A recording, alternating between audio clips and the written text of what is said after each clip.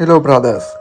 කාන්තාවන්ගේ ෂණිකව ගෞරවය අහිමි වන අවස්ථා 7ක් ගැන තමා මං කතා කරන්න යන්නේ. ඉතින් මේක මගේ ජීවිතෙත් යම් යම් අවස්ථාවන් වල සිදුවුණු සිදුවීම් ඇසුරින් තමා මං ඔයාලට කියන්න යන්නේ. අංක 1 බොරුව. ඔයාගේ වචනේ ඔයාගේ ක්‍රියාවන්ට ගැලපෙන්නේ නැත්නම් ඇය ඔයාව විශ්වාස කරන්නේ නැහැ. විශ්වාසය නොමැතිව ආකර්ෂණය මිය යනවා. අංක 2 වගකීම් විරහිත බව. තම මුදල් සෞඛ්‍ය හෝ පොරොන්දු හැසිරවිය නොහැකි පිරිමියෙක් කෙරෙහි විශ්වාසය තබන්නේ නැහැ ගෑනු ළමයි. අංක 3 දුර්වල නියාමන.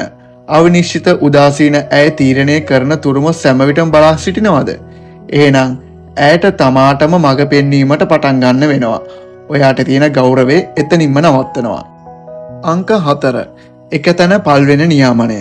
අභිලාෂයක් නැහැ, වර්ධනයක් නැහැ, ස්වයං දියුණුවක් නැහැ. ඇය කොහෙවත් නොයන පිරිමියෙකු අනුගමනය කරන්නේ නැහැ. අංක 5 අනුමැතිය සොයන්න. අධික ලෙස සමාව අයදීම.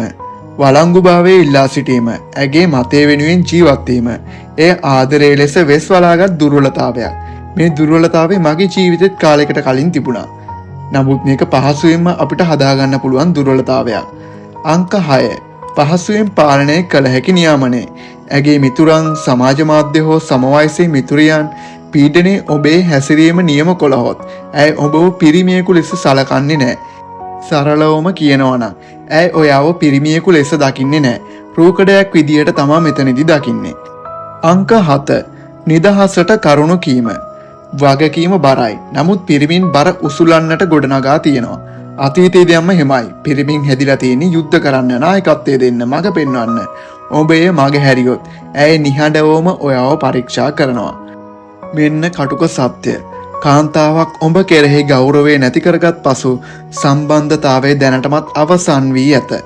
ගෞරවය අත්විවරමයි. ඒ නොමැතිව ආදරය සහ ආකර්ෂණය බිඳවැටෙනවා. See you. තවත් දවසක හම්බෙමු.